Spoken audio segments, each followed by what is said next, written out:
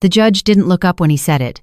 He read the allegation the same way he read everything else that morning, eyes down, voice even, a sentence about my son's father. One that didn't belong to us, but now sat in the middle of the room. My hand was flat on the wooden table. I had been tracing the same scratch in the surface without realizing it. When the judge finished the sentence, my hand stopped. The room went quiet, not peaceful, expectant. Then the chair beside me moved. My son straightened up. He'd been slouched before, feet hooked around the chair legs, backpack tucked under the table. Now his shoulders squared. He didn't look at me. He looked straight at the judge. "That's not true about my father," he said. His voice wasn't loud. It didn't shake. It carried. The judge looked up. He paused, pen hovering above the file. His glasses slid slightly down his nose as he peered over them. "Who said that?" he asked. The bailiff turned toward us. The opposing attorney stopped flipping pages. My lawyer inhaled sharply beside me. My son lifted his hand partway. I did. My stomach dropped. I reached for his sleeve without thinking, my fingers just brushing the fabric, but I didn't pull him back. I froze there, caught between instinct and fear. The judge leaned back in his chair. The wood creaked. "How old are you?" he asked. 12, my son said. There was movement behind us. Shoes shifted. Someone cleared their throat in the gallery. "This is a courtroom," the judge said. His voice hardened. "You don't speak unless you're addressed." "I know," my son said. He stayed standing. "But that part isn't true." "Your Honor," my lawyer began. The judge lifted a hand to stop her. His eyes stayed on my son. "Who told you to say that?" he asked. "No one," my son said. The opposing attorney stood abruptly. "Your Honor, this is inappropriate." "Sit down," the judge said. The attorney sat.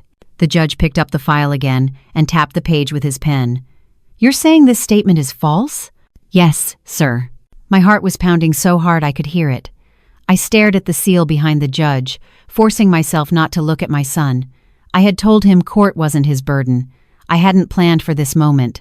"This allegation is sworn testimony," the judge said. "I know," my son replied. The judge set the pen down carefully and folded his hands. "Then explain." "Thanks for watching." My lawyer's hand tightened on my arm. The bailiff took a quiet step closer. My son's fingers curled around the straps of his backpack. The zipper made a small sound as it brushed the table leg. "You said my dad hurt me," he said. "He didn't." The room went still.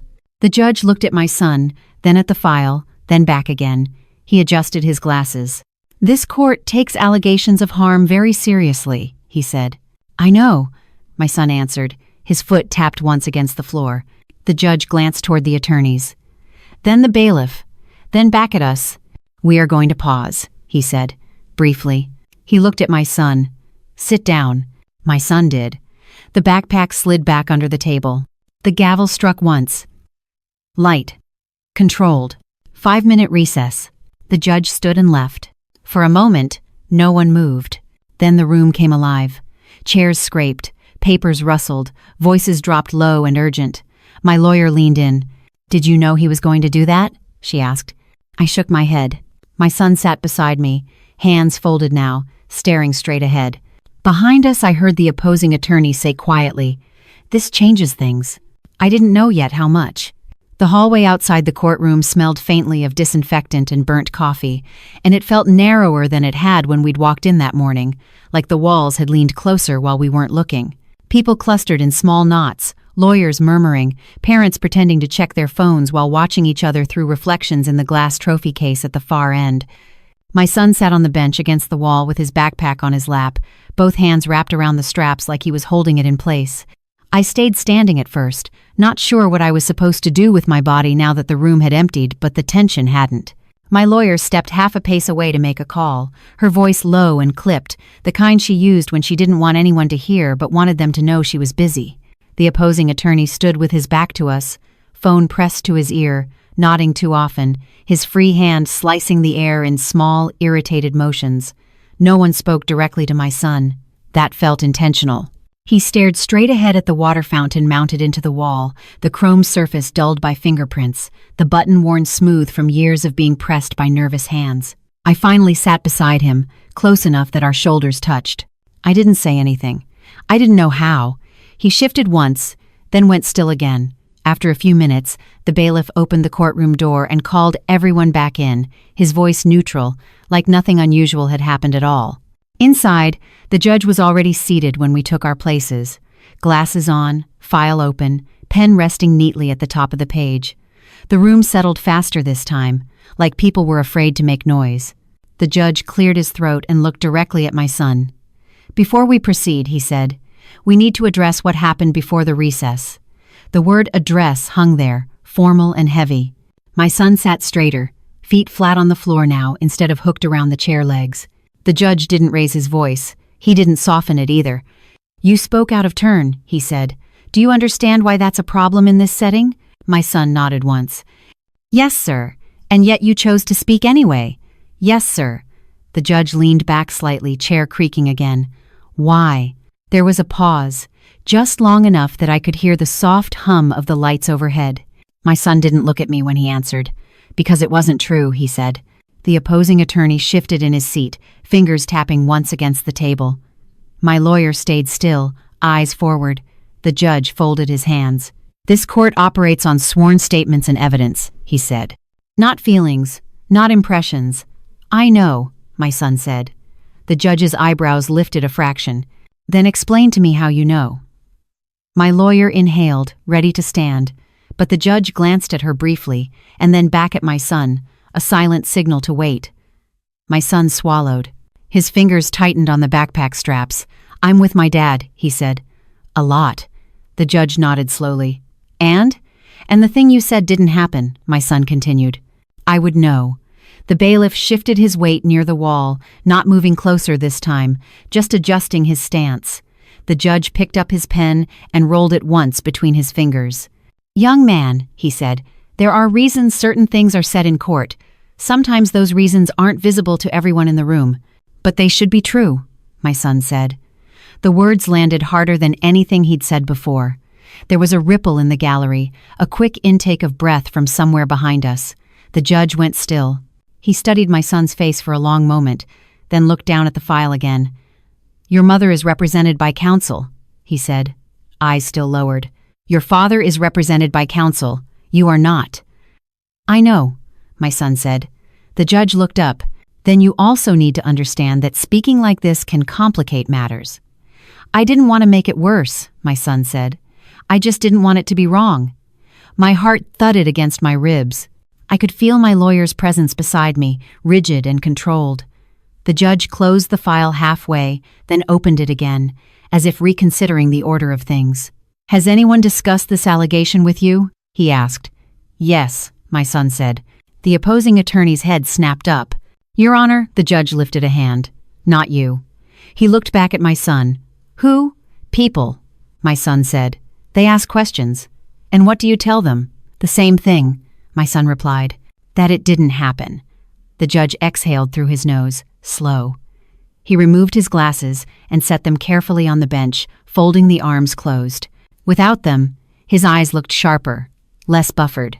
"This court does not take lightly the involvement of children in contested matters," he said. "Your statement puts the court in a position where it cannot simply proceed as if nothing was said." The opposing attorney leaned toward his microphone. "Your Honor, with respect, a minor's unsworn interruption should not outweigh sworn testimony." The judge turned his head slightly. "I didn't say it outweighed anything," he said. "I said it exists." He looked back at my son. "You need to understand that what you've done carries consequences." My son nodded. "I know. For everyone," the judge added. "I know," my son said again, quieter this time. The judge picked up his glasses and put them back on. He glanced at the clock on the wall, then at both attorneys. "We are going to proceed carefully," he said. "I will allow limited clarification, through counsel, regarding the basis of the allegation." The opposing attorney opened his mouth, then closed it. My lawyer straightened slightly. The judge looked at my son one last time. "You will not speak again unless directly asked," he said. "Do you understand?" "Yes, sir. Sit back." My son leaned against the chair, hands still on the backpack. The judge turned his attention to the attorneys, but the air in the room had shifted. The allegation was no longer just ink on paper. It had a voice attached to it now, and the court couldn't unhear it. As my lawyer reached for her notes, I realized something had changed that couldn't be reversed, and when the judge called the next matter, his tone was the same, but the weight behind it was not. The judge nodded once and motioned for counsel to proceed, and the room shifted into a different rhythm, one that felt slower but heavier, like everyone was walking on wet ground. My lawyer stood and adjusted the stack of papers in front of her, aligning the edges carefully before she spoke, a habit she had when she needed a second to think. "Your Honor," she said, "with the court's permission, I can provide context regarding the allegation as it was presented." The judge inclined his head slightly. "Briefly," he said. She began by referencing dates and statements, not raising her voice, not softening it either, just laying out the structure of what had already been said in earlier filings. As she spoke, I watched my son from the corner of my eye. He sat very still, hands resting on his backpack, fingers no longer gripping the straps but flattened against the fabric like he was keeping it from floating away. When the opposing attorney stood to object, the judge let him speak for only a moment before cutting him off with a raised finger. "I will hear the clarification," the judge said. "You will have your turn." The attorney sat back, jaw tight, pen tapping once against his notebook before he forced it still. My lawyer shifted to specifics, referencing the alleged incident window, the general description, the language that had been used. She did not look at my son while she spoke, and I was grateful for that. The judge listened without interruption, occasionally making a note in the margin of the file. When she finished, he leaned back and steepled his fingers. "The issue before the court," he said, "is not whether a child feels safe or unsafe. It is whether the evidence supports the claim as stated." He looked directly at my lawyer. "Do you contend that it does not?" "I contend that it does not," she said, "and that the characterization is inaccurate." The judge turned his gaze briefly to my son, then back to the file. "The court is aware that children experience events differently," he said. However, the interruption we witnessed raises questions that cannot be ignored. The opposing attorney stood again, more carefully this time. "Your Honor, if the court begins to weigh a minor's spontaneous statements over sworn testimony, it sets a concerning precedent." The judge regarded him calmly. "No one has said anything about weighing," he replied. "We are discussing whether clarification is warranted." The attorney opened his mouth, then closed it. My son shifted in his chair, just slightly, the rubber sole of his sneaker brushing the floor with a soft sound. The judge noticed. He always noticed. "You said earlier that people have asked you questions," he said, addressing my son again. "Who are those people?" My lawyer stiffened beside me. "Teachers," my son said after a moment. "A counselor. Sometimes adults, I don't know." "And when did they start asking?" "After court started," he replied. The judge nodded slowly, as if checking off something invisible. "And what do you usually say?" "What I said today," my son answered. The opposing attorney let out a breath through his nose. Not quite a scoff, not quite a sigh. "Your Honor," he said, "this illustrates exactly why minors should not be put in this position." "No one put him there," the judge said. He stood up on his own. That landed differently. There was a subtle shift in the room, a recalibration of where responsibility sat. The judge turned to my lawyer. "Is there documentation that supports your assertion that the allegation is overstated?" My lawyer nodded. "There is," she said. "Some of it has already been submitted, some has not." The judge raised an eyebrow. "Why not?" "Because until this moment," she said carefully, "we were responding to a narrower claim." The judge considered that. He glanced at the clock again, then back at both attorneys. "I am not inclined to ignore what occurred," he said, "nor am I inclined to allow this proceeding to spiral." He paused, pen hovering. "We will continue with limited scope today. Additional materials may be submitted for the record." The opposing attorney stiffened. "Your Honor, this is my ruling," the judge said, not raising his voice. He turned his attention back to my son. "You understand that what you said has altered the direction of this hearing?" "Yes, sir," my son said. "And you understand that adults will handle it from here?" "Yes," he replied. The judge nodded, satisfied for now, and directed his attention back to counsel. As the attorneys began discussing procedural next steps, the courtroom seemed to breathe again, but it was a shallow breath, cautious and restrained. I felt something settle in my chest. Not relief, not fear, but awareness. Whatever had been written on those pages before no longer stood alone. It had been answered, out loud, in front of everyone who mattered, And as the judge moved on to the next point, I could tell by the way he handled the file, by the way his pen hovered before touching paper, that this case was no longer moving along the path it had started on. The rest of the morning moved forward on a careful track, like everyone was stepping around something fragile they didn't want to break. And when the judge finally adjourned for the day, he did it without ceremony, his gavel tapping once and his chair sliding back as he stood, already thinking ahead.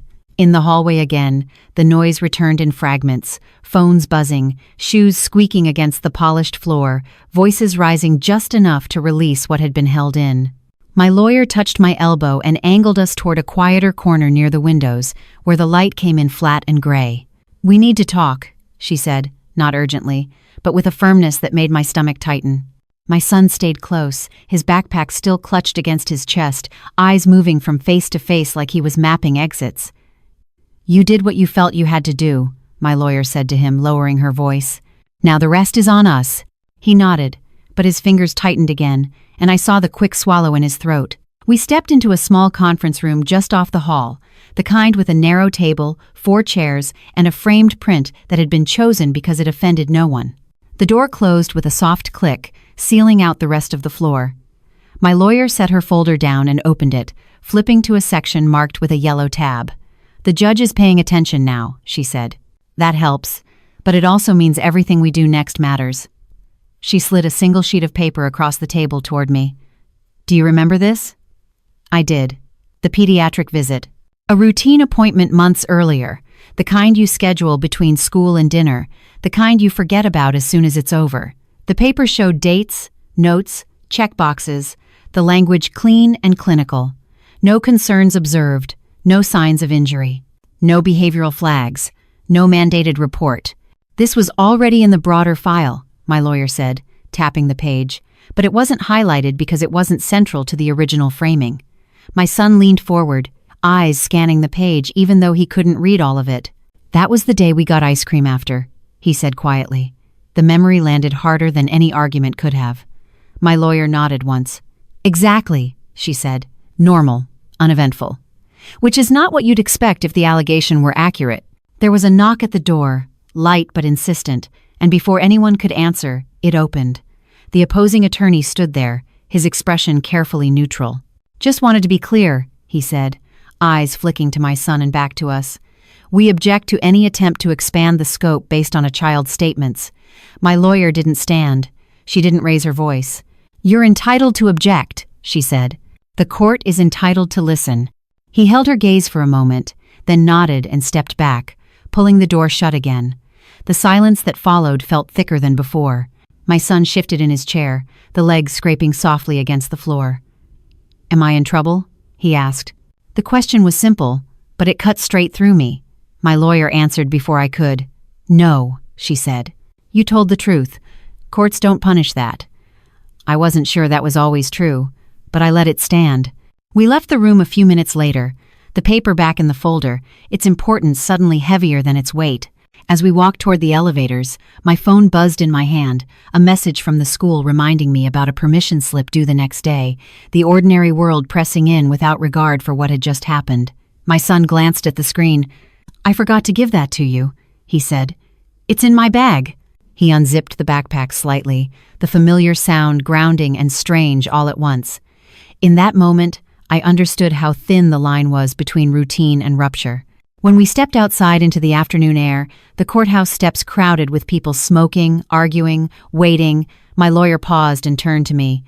"The judge is going to ask for more," she said. "He's already questioning the narrative." She didn't say the word crack, but I saw it anyway. A fine line running through something that had seemed solid that morning. Across the plaza, the opposing attorney stood on his phone, pacing, his free hand clenched. My son stood beside me, close enough that I could feel the warmth of his arm through his sleeve. He looked up at the building, then back at me. "I didn't mean to mess things up," he said. I shook my head. "You didn't," I said, and for the first time I believed it. As we walked away, I knew the paper in my lawyer's folder was no longer just a record. It was a pressure point, and the court was moving closer to it, whether anyone liked it or not. The next hearing date came faster than I expected, folded into the middle of the week like an appointment you don't get to reschedule, and by the time we were back in the courtroom, the sense of novelty had burned off, replaced by something tighter and less forgiving. The same bench, the same seal on the wall, the same judge, but the room felt different, sharper, like everyone had decided where they stood and was waiting to see who would slip. My son took his seat without prompting this time, backpack placed carefully between his feet, zipper closed all the way. He didn't look around. He didn't need to. My lawyer whispered a few last words to me, mostly reminders about staying quiet, about letting her speak, about patience, and then she straightened and faced forward as the judge entered. He didn't waste time. He referenced the prior interruption briefly, neutrally, like a fact already absorbed, and then moved directly to questioning the framing of the allegation. The opposing attorney stood and spoke with confidence, but there was an edge to it now, a defensive tilt I hadn't heard before. His sentences a little longer, his pauses a little more deliberate. He emphasized process, precedent, caution. He emphasized my role, my responsibility, the choices I had made in bringing this matter before the court. When the judge asked whether I had influenced my son's statements in any way, the question landed squarely on me, heavy and unavoidable. My lawyer answered before I could breathe, stating clearly that I had not, that there was no evidence of coaching, that the record reflected consistency rather than manipulation. The judge nodded but didn't look satisfied. He asked about my awareness of the allegation, about when I first heard it framed the way it had been framed, about why certain documents had not been foregrounded earlier. Each question narrowed the space around me, not accusing, not absolving, just pressing. My son stayed silent, exactly as instructed, but I could see the tension in the way his shoulders held, the way his foot pressed flat into the floor and stayed there. At one point, the judge addressed him directly, not with questions, but with instruction, reminding him again that he was not to speak unless asked. My son nodded without looking up. The opposing attorney seized on the moment, suggesting that the child's earlier statement had already complicated matters unnecessarily, that the court should now focus on adult testimony and established filings. The judge listened, pen resting against his knuckle, eyes flicking once to the pediatric report flagged in the file, then back to the attorney. When he spoke again, his tone was measured but firm. He stated that the court would not disregard corroborating materials simply because they were inconvenient, nor would it allow narrative expansion without scrutiny. He said credibility was at issue, on multiple sides, and that credibility was not a static thing. The word hung there, uncomfortable and precise. My lawyer responded carefully, reinforcing that point without overreaching, emphasizing patterns, documentation, routine. The opposing attorney objected, and the judge allowed it, then overruled it, his patience thinning just enough to be noticeable. As the exchange continued, I felt the options narrowing, the easy exits disappearing. There would be no quick resolution, no quiet dismissal. Whatever came next would require more exposure, more review, more waiting. When the judge finally called for a brief pause to consider scheduling and next steps, it felt less like a break and more like a tightening of the knot. He glanced at the calendar, mentioned availability, referenced the possibility of a recess to allow submission of additional materials. The word recess landed differently this time, not as relief, but as pressure, as a signal that the court expected more and soon. My lawyer leaned toward me and murmured that this was both good and dangerous, that attention cuts both ways. My son shifted in his chair, the faint squeak of rubber against wood the only sound he made. As the judge finalized the interim order and adjourned for the day, he looked directly at me, not unkindly, but clearly, and reminded all parties that the next session would require precision and restraint. When we stood to leave, my legs felt heavier than they had walking in. In the aisle, the opposing attorney brushed past us without comment, his face set, his phone already in his hand. My son waited until we were outside the courtroom before whispering, "Did I do something wrong again?" I shook my head, but I didn't answer right away, because the truth was more complicated than yes or no. What he had done had closed some doors and opened others, and now there was no pretending we could go back to the way the story had been told before. As we walked down the hall toward the exit, the sound of another case being called behind us, I understood that the court wasn't done with us, not even close, and that the next time we sat at that table, There would be less room to hide behind assumptions and a lot more riding on what could be proven. The days between hearings filled with small, uncomfortable adjustments, the kind that don't announce themselves but still change how everything feels, and by the time we were back in the courthouse again, I had learned to recognize the rhythm of waiting, the way time stretches in hallways with no windows and chairs designed to keep you from settling in. We sat near the water fountain this time, the same dull chrome fixture with the scuffed button, and my son pressed it once just to watch the stream arc into the basin before letting it stop, his backpack resting upright between his shoes like it was part of the furniture. My lawyer stood a few feet away with her phone turned face down on the ledge beneath the bulletin board, checking the hallway whenever footsteps approached. She had asked us to arrive earlier than necessary, and I understood why as I watched the opposing attorney arrive late, jaw tight, scanning the room as if counting who had noticed. When my lawyer finally nodded and motioned us closer, she pulled the phone toward her and tilted the screen just enough for me to see. It was a screenshot of a text message, time-stamped, sender clearly identified, the words brief but unmistakable. I might have said it stronger than it was. The message read, "Better safe than sorry." My stomach dropped as I read it again, then again, the ordinary tone of it almost worse than anger would have been. My lawyer didn't explain. She didn't need to. She slid the phone back face down and said quietly that this hadn't been part of the initial filings, that it had come to her through a separate channel, that it wasn't definitive on its own, but it shifted leverage in a way the court couldn't ignore.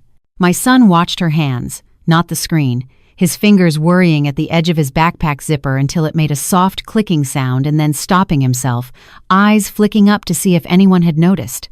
When the bailiff opened the door and called us in, the hallway noise faded behind us like it always did, swallowed by the courtroom's controlled quiet. Inside, the judge took his seat and looked immediately more alert than before, as if he'd been briefed or had simply decided this session would not drift. He acknowledged the parties and moved straight to business, asking whether there were additional materials to be submitted as previously discussed. My lawyer stood, voice even, and indicated that there was, in fact, new information relevant to the characterization of the allegation, information that spoke to intent rather than outcome. The opposing attorney was on his feet instantly, objecting before she could finish the sentence, citing relevance, procedure, fairness. The judge let him speak longer than usual, long enough to hang himself slightly with repetition, then raised a hand and cut him off. He asked my lawyer to clarify the nature of the material without introducing it fully, and when she did, carefully, without quoting the message outright, the temperature in the room changed. I watched the opposing attorney's shoulders stiffen, his hand flattening against the table in a way that felt practiced. My son stayed silent, exactly as instructed, but his foot pressed into the floor and stayed there, heel lifted, tension contained but visible. The judge listened, pen motionless, then asked a series of precise questions about timing, context, and corroboration, questions that didn't accuse but didn't reassure either. When the opposing attorney responded, his tone was sharper now, defensive, emphasizing interpretation, misunderstanding, the danger of reading too much into informal communication. The judge nodded but did not look convinced. He glanced once toward my son's backpack, then back to the file, a small movement that meant more than it should have. He stated that the court would consider whether the new material warranted expansion of the record and reminded both parties that credibility was not built solely on formal statements but on consistency across contexts. The word consistency landed like a weight. As the exchange wound down, the judge announced that he would not rule on admissibility that day, that he would instead set a continuation to allow both sides to prepare, and that any further submissions would need to be precise and supported. It wasn't a victory. It wasn't a loss. It was something tighter, more demanding. When he adjourned, the opposing attorney avoided our eyes, his phone already out, thumb moving fast. In the hallway again, the water fountain hummed as someone else used it, and my lawyer finally let out a breath she'd been holding. She told me quietly that the message changed how the story could be told, that it introduced motive where there had been assumption, that it didn't end anything, but it forced the other side to account for something they hadn't planned to explain. My son listened, head slightly bowed, hands folded over the backpack now, zipper still. As we walked toward the exit, I felt the weight of what hadn't been said in the courtroom, the knowledge that the next time we were there, the silence would be thinner, the margin for denial smaller, and that whatever came next would not stay contained to paper or whispered explanations, but would have to stand up, out loud, under the same lights that had already heard my son tell the truth once. When we returned to the courtroom for the continuation, the gallery was fuller than it had been before, not crowded but attentive, the quiet hum of people who knew something was about to shift, and I felt it the moment we walked in and took our seats at the same table. The wood cool under my palms, the seal on the wall watching. My son sat down without looking at anyone, backpack placed carefully between his feet, zipper facing forward, hands folded on top of it, as if he were guarding something fragile. The judge entered and scanned the room before sitting. Glasses already on, file thicker than last time, pages flagged and layered in a way that signaled preparation rather than routine. He opened the hearing by stating that the court would address supplemental materials submitted by counsel, his voice neutral but his posture forward, engaged. My lawyer stood and acknowledged the submission, her tone precise, and when the judge nodded for her to proceed, she introduced the location record without drama, identifying it by date and source, explaining its relevance to the alleged incident window. The opposing attorney was on his feet immediately, objecting to foundation, to reliability, to relevance, his words stacking quickly, urgency bleeding through control. The judge listened without interruption, eyes on the document now placed on the bench, then raised his hand and stopped the argument mid-sentence. He asked my lawyer to clarify the record, and she did, stating plainly that the location data placed my son's father at his workplace during the time the allegation claimed he was elsewhere, that it was corroborated by standard logs, that it was not interpretive but factual. The judge picked up his glasses and slid them slightly down his nose, reading silently, his finger tracking a line on the page, the room holding its breath. I felt my heart thud in my ears, felt my son's knee brush mine as he shifted just enough to steady himself, the backpack zipper making the faintest sound as it touched the chair leg. The judge looked up and asked the opposing attorney whether he disputed the accuracy of the record, not whether he disagreed with its use, but whether he disputed its accuracy, and the distinction mattered. The attorney hesitated, just a fraction too long, then said that he did not have reason to believe the data itself was fabricated, but that context mattered. The judge nodded once, then turned to the gallery briefly, as if reminding everyone that this was not a private conversation, before returning his attention to the bench. He stated that the record directly contradicted the timeline as previously presented, and that such contradiction required explanation. The word explanation echoed, procedural but sharp. There was a shift then, subtle but unmistakable, in the way people sat, in the way the opposing attorney placed his hands flat on the table instead of gesturing, in the way my lawyer remained standing but still, letting the document speak. The judge asked whether there were witnesses present who could speak to the father's presence at work during that window, and my lawyer replied that there were, but that the record itself had been submitted precisely to avoid unnecessary testimony. The judge considered that, then looked at my son, not unkindly, not inviting, just acknowledging him as part of the room's reality. He did not ask him to speak. He didn't need to. The opposing attorney attempted to redirect, suggesting alternative interpretations, suggesting that absence from one location did not preclude harm at another time, but the judge interrupted, his voice firm now, stating that the court was not interested in speculation layered on contradiction. He asked directly how the original allegation had been framed so definitively given the existence of this data, and when the attorney responded with language about caution and protection, the judge's expression tightened. He said that caution did not excuse inaccuracy, that protection did not require misstatement, and that the court had an obligation to ensure that serious allegations were grounded in verifiable fact. The gallery was silent, no murmurs this time, the kind of silence that presses in. My son's hands clenched once on the backpack and then relaxed, his breathing steady but shallow. The judge announced that the record would be expanded to include the location data in full and that the court would require a detailed response addressing the discrepancy before proceeding further. He set a new date, his pen scratching decisively across the page, and stated that until then, the allegation as previously framed could not be relied upon without qualification. It wasn't a ruling, not yet, but it was exposure, public and unmistakable, the narrative forced into the light where it could no longer stand unchallenged.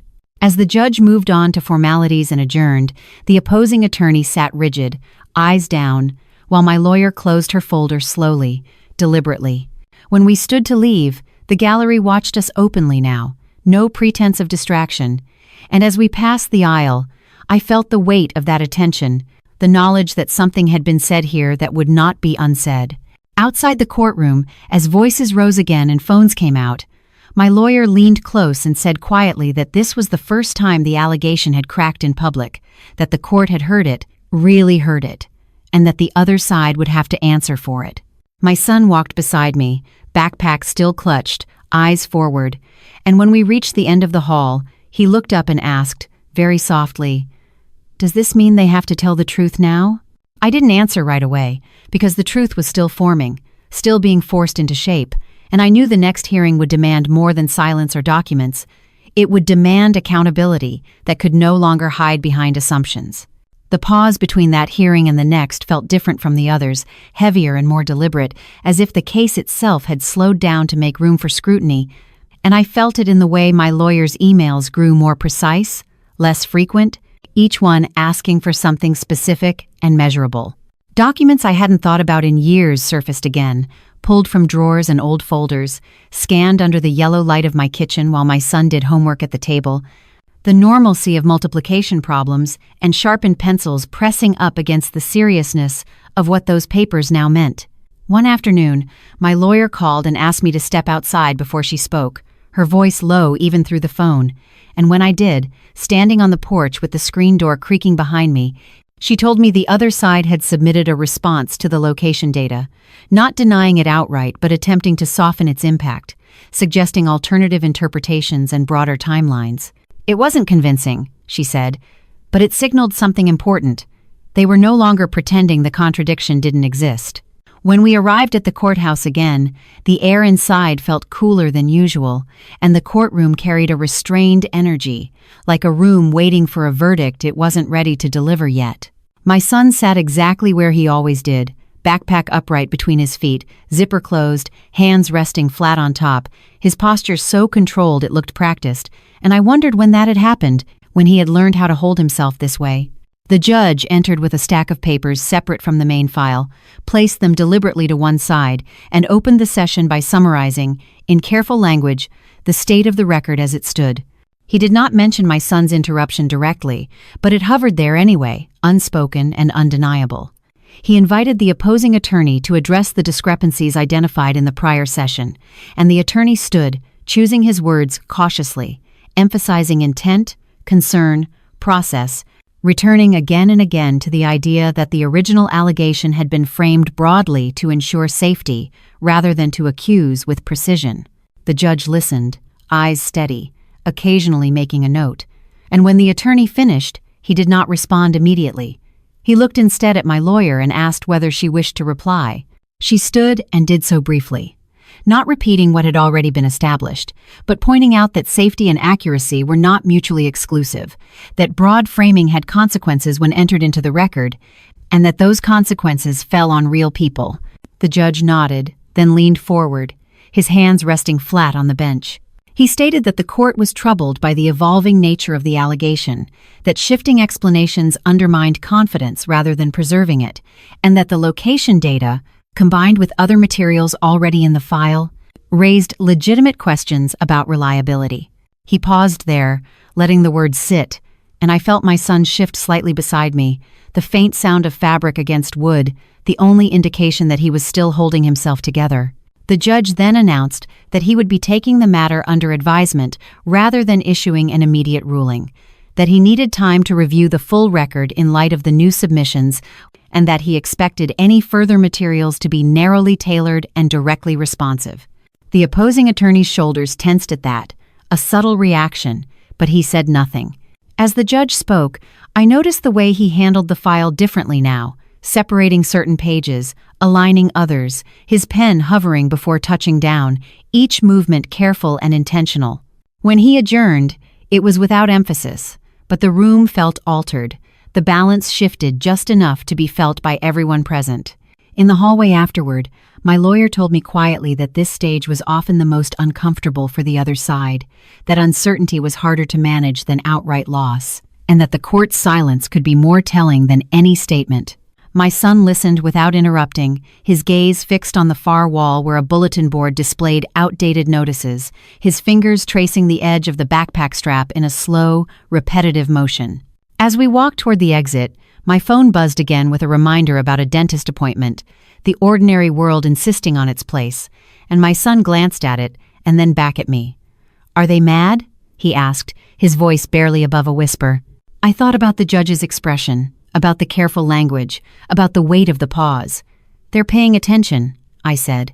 He nodded, absorbing that, and as we stepped out into the daylight, I understood that the case had reached a point where it could no longer be rushed or reshaped easily, that the truth my son had spoken was now sitting inside a process that would either have to confront it fully or expose itself by refusing to. By the time the notice for the next hearing arrived, folded neatly into an envelope that looked identical to every other piece of official mail we'd received, I had stopped hoping for clarity and started preparing for accumulation, the slow stacking of details that either hold or collapse under their own weight. My lawyer called it consolidation, the phase where the court stops reacting and starts measuring, and I felt that shift in the way she spoke to me now, less reassurance, more instruction.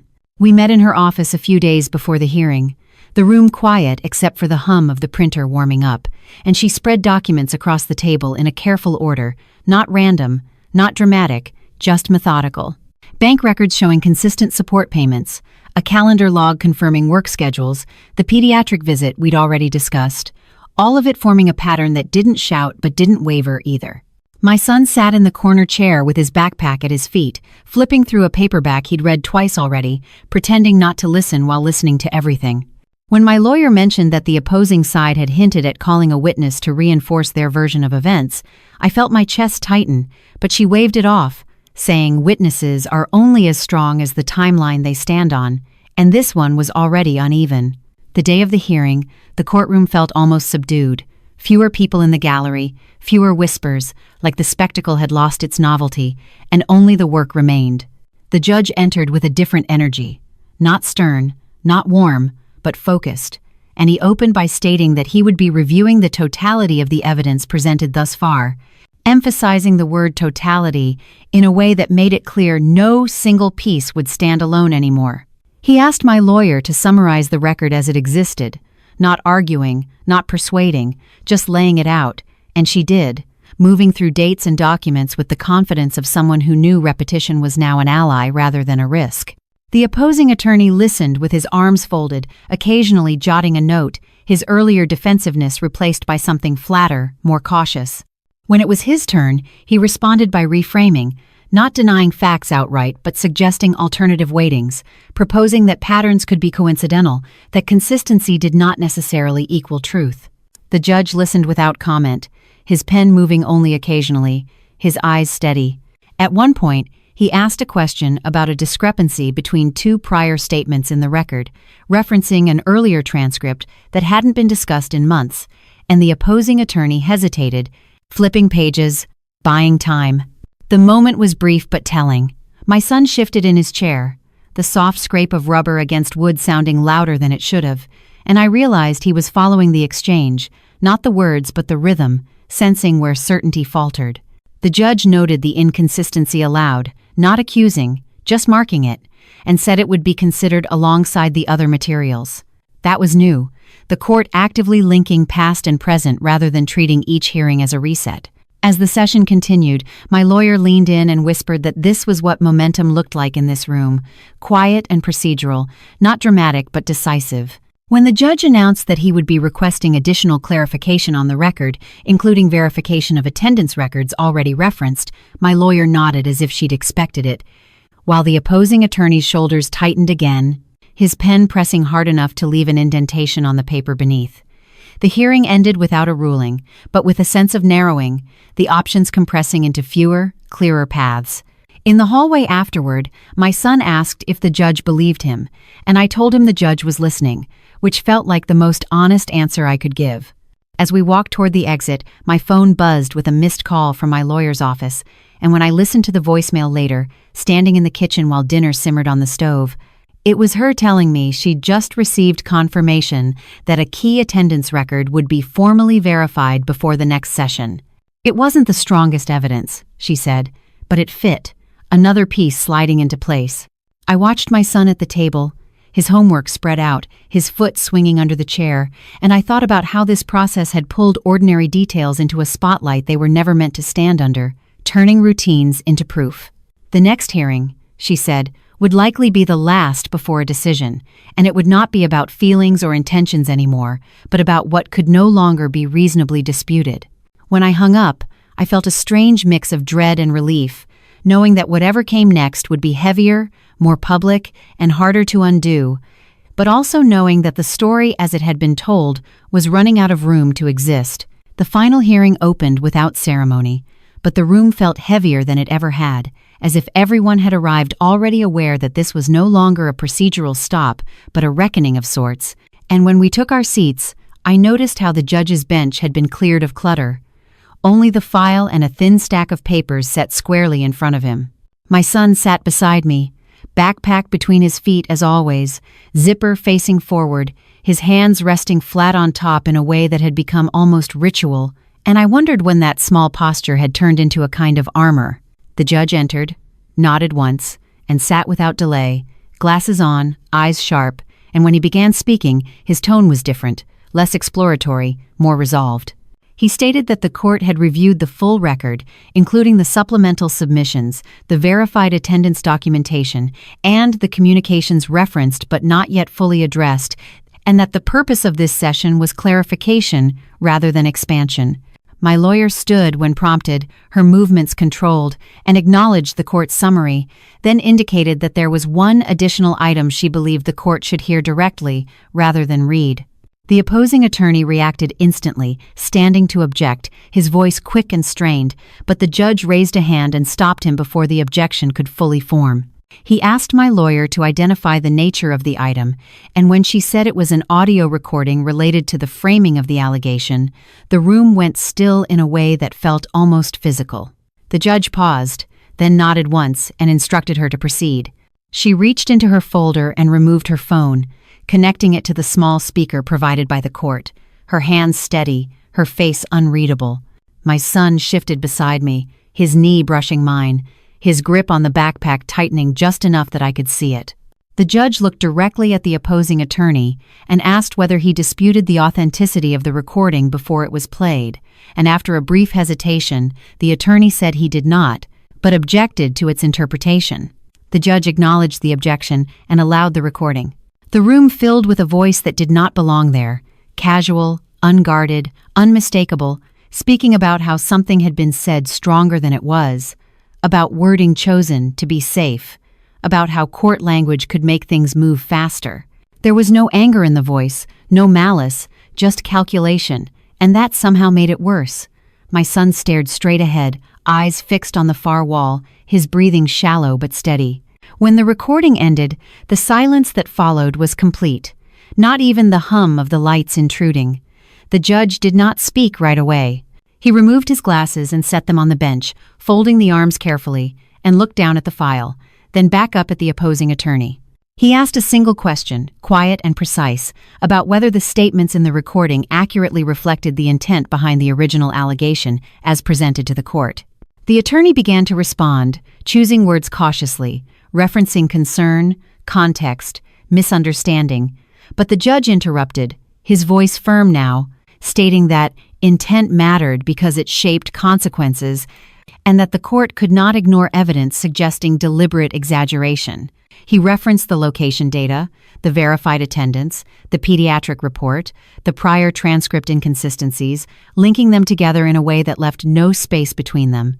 And as he did, I felt the room shift again, not subtly this time, but openly, the gallery leaning in, the air thick with attention. The judge stated that the allegation, as originally framed, could no longer be considered reliable, that the record demonstrated a pattern of overstatement unsupported by corroborating evidence, and that such a pattern had implications not only for this matter, but for the credibility of the party who advanced it. The opposing attorney stood rigid, hands flat on the table, his earlier confidence gone, replaced by something tight and contained. My lawyer remained standing but silent, letting the court speak for itself. The judge then addressed the procedural outcome, explaining that the allegation would be formally corrected in the record, that future proceedings would reflect the revised characterization, and that the court would take under advisement whether further action was warranted regarding the manner in which the claim had been presented. It was not loud, it was not dramatic, it was devastating in its calm. My son exhaled beside me, a small sound he didn't seem to realize he made, his shoulders dropping just a fraction. The judge looked at him then, not inviting him to speak, not admonishing him, just acknowledging his presence, and said that the court appreciated clarity when it appeared, regardless of its source. That was all. When he adjourned, the gavel struck once, clean and final, and the room erupted into movement, chairs scraping, voices rising, but the center of it had already shifted. As we stood to leave, the opposing attorney avoided our eyes, his phone still untouched on the table, and my lawyer closed her folder slowly, deliberately, as if marking the end of something that had been held open for too long. In the aisle, people watched us openly, not with curiosity now, but with recognition, and as we walked toward the door, my son kept his gaze forward, his hands still on the backpack, the zipper silent. Outside the courtroom, my lawyer leaned in and said quietly that what had happened inside would follow the case wherever it went next, that it could not be walked back or reframed, that the court had spoken clearly. My son looked up at me then, his expression careful but lighter than it had been in weeks, and asked, "Is it over?" I shook my head slowly, because there were still consequences to come, still decisions to be finalized, but I knew the hardest part had just passed, and that what remained would unfold in the open rather than in shadows. The decision came a week later, not announced with urgency, but delivered with the same quiet authority that had reshaped everything else. And when we walked back into the courtroom that morning, the atmosphere felt different from any session before it, less tense but more exposed, like the work had already been done and now only the acknowledgement remained. The judge entered, carrying only a thin folder this time, no layered tabs, no excess paper, and he sat without scanning the room, as if he already knew where every detail belonged. My son took his seat beside me, backpack between his feet as always, but his hands rested loosely on top now, no longer clenched, the zipper still facing forward but untouched. The judge began by summarizing the findings, his voice steady, precise, stating that the court had concluded its review of the record, including the corrected allegation, the supporting documentation, and the inconsistencies identified across prior proceedings. He spoke without emphasis, but each sentence landed cleanly, leaving no room for reinterpretation. He stated that the original allegation had been overstated, that the evidence did not support the severity with which it had been presented, and that the court was formally noting this correction in the record. As he spoke, the opposing party sat rigid, eyes fixed ahead, hands folded too tightly, the loss of control visible not in any outburst but in the stillness that followed each word. The judge then addressed credibility directly, not as a moral judgment but as a procedural one, explaining that credibility was cumulative and that the pattern established by the record required the court to weigh future claims with caution. It was a quiet humiliation, public and unavoidable, not because of tone or volume, but because it stripped away authority and left only accountability. My lawyer remained seated, hands folded, letting the moment stand on its own. The judge turned briefly toward my son, his expression neutral but attentive, and stated that the court recognized the impact of truthful statements regardless of the age of the person who spoke them, and that such clarity had assisted the court in reaching an accurate conclusion. He did not ask my son to respond. He did not need to. The acknowledgement itself was enough. The judge then outlined the procedural consequences, explaining how the corrected record would affect the remaining aspects of the case, his language careful and exact, each instruction measured. When he finished, he closed the folder and looked up, signaling that the matter was concluded for that day. The gavel struck once, and this time the sound felt final. As the room stirred, chairs scraping and papers rustling, the opposing party did not look toward us, did not speak, simply gathered their materials and left quickly, the loss of standing evident in the way others no longer deferred. In the aisle, I felt the weight of attention again. But it was different now. Less judgment, more recognition, as if the room understood what had happened without needing commentary. My son stood beside me, shoulders relaxed for the first time in weeks, backpack hanging from one strap now instead of clutched, his posture looser, more like himself.